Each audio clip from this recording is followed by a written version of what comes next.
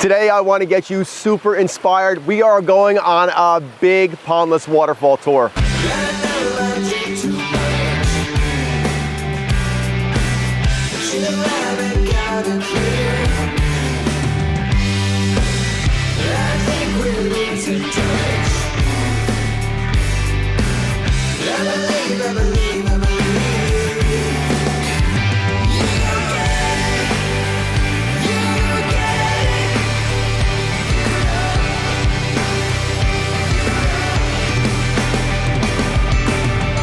This is an amazing Pondless waterfall.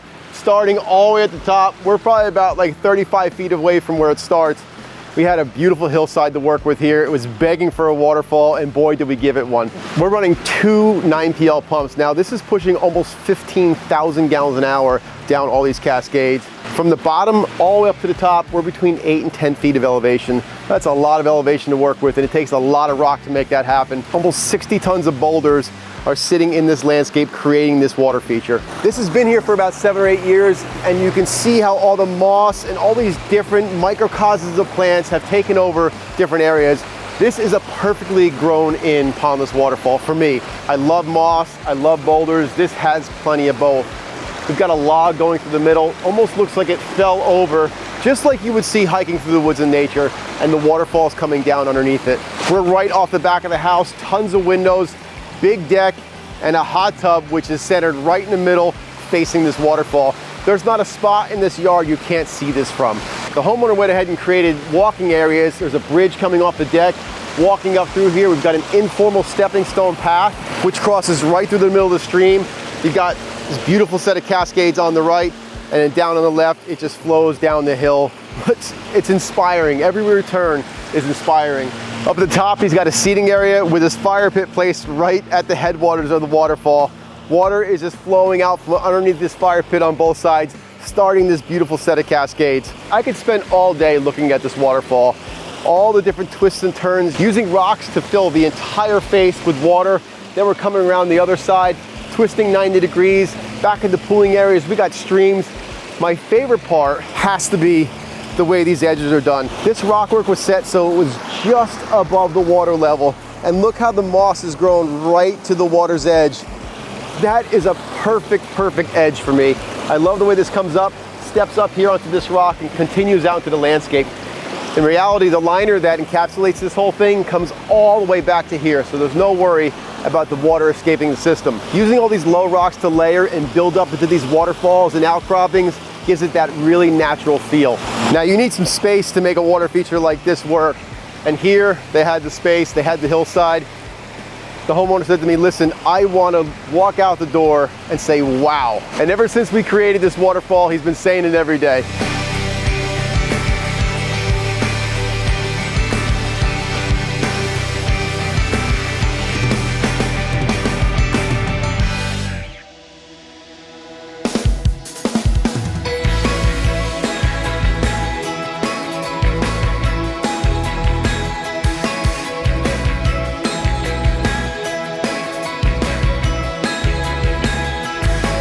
This entire landscape water feature environment was created about 2 years ago.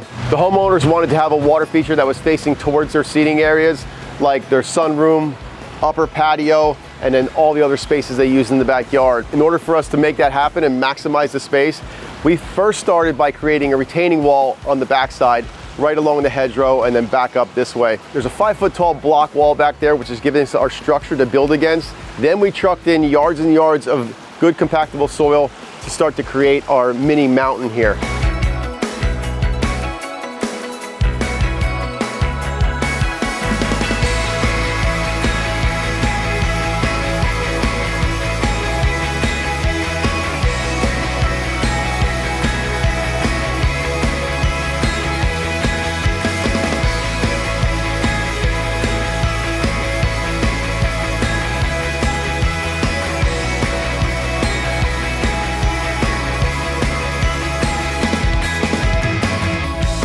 We've got a 500-gallon reservoir underground, which is holding the water we need to make this all work.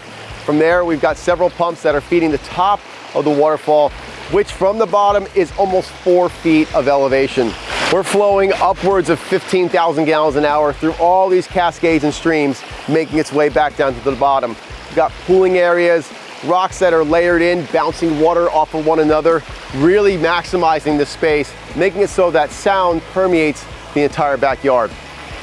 We used about 30 tons of boulders to create this water feature, and then from there, we brought in all these hardscape areas. We've got flagging that leads from the upper patio down to this lower new patio, where we've got a fire rock set up, space for a couple chairs, but still keep it passable to go out to the rest of the yard. Besides the sunroom in the upper patio, we had some other spaces in the yard to consider. There's a patio on the far side of the yard. There's another patio here. So in a yard that's not even 20 feet deep, we were able to create a lot of areas where you can interact with the feature and still see it from all these different vantage points.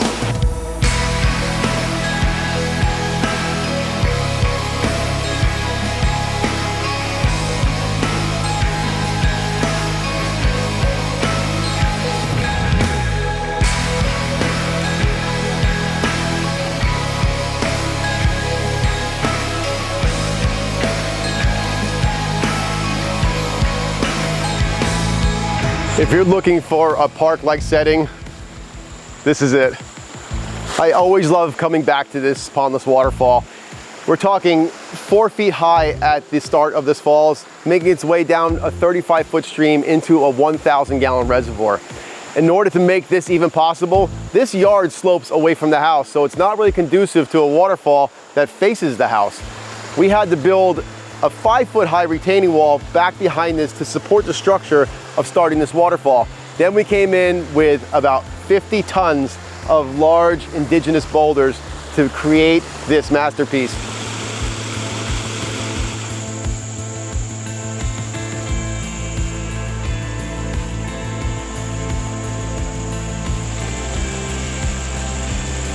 There are 2 Aquascape SLD 5,000 to 9,000 pumps running this waterfall. So we're moving upwards of like 15,000 gallons an hour of water through the system.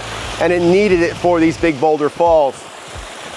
Coming out of that top pooling area, I've said this 100 times, you've got to make sure the start of your waterfall looks good. You don't want to see pipes sticking out, shooting water. It will take away from the rest of the work you've done. So what we did here was we sunk some spillways down below the gravel, let the water well up inside there to start this waterfall, and it just gives it a great small pond naturalistic look at the beginning. Surrounded by those aquatic plants, you can see how things are starting to grow in. This is less than a year old, and look how much growth we have in the landscape already. It's just going to continue to get better, giving us that look where rocks are just poking out from inside the plant work and giving it that total natural feel, like really lending a lot of credibility to this water feature. I can distinctly remember which rock we started with when we built this. It was that one. I saw that one on the ground with that notch cut out of it. We got a natural shoulder on the left-hand side. I'm like, that's a waterfall. We stood that up, and then we worked off of that. We started flanking in other rocks. I knew I wanted to have water spilling off of that, and then another one next to it, but we needed something to feed it. That's where that big long one comes in. It drops water onto both rocks and then allows for the water to come out in front. This is kind of a signature thing that we do quite often, which is slope a rock in front of our main falls. This way we get like a 2 waterfall effect in one spot. When designing a water feature, viewpoint is everything. You want to be able to see this from multiple places if at all possible. This sunroom was a huge one. They spent time in there at breakfast, sitting out here. They've got an exercise room there. The homeowners wanted to be able to look out and see a park-like setting with that waterfall as the backdrop. That's what we accomplished here. When we're creating these water features, we'll constantly step back to the viewpoints to make sure we're hitting our angles and hitting the mark. If you look here, we're framed by a large pear tree on the left-hand side, and that just paints a picture of that beautiful waterfall right behind it. The texture and the heights of these different plants that are in front of the falls give it so much depth and dimension. The landscape just looks like it came from nature. One of the things the homeowner asked for was a natural, informal path that would go along the stream. That's why we used all these low rocks along the front side. It's twofold really, because we didn't want to have a bunch of big rocks here that would be blocking what we created on the backside. Keeping it low gives us the pathway and allows you to actually walk all over this thing. I mean, look at this, 5 foot wide, 3 foot this way. You can stand out here and really appreciate all this water that's flowing around you, giving off those healing negative ions, making you feel fantastic.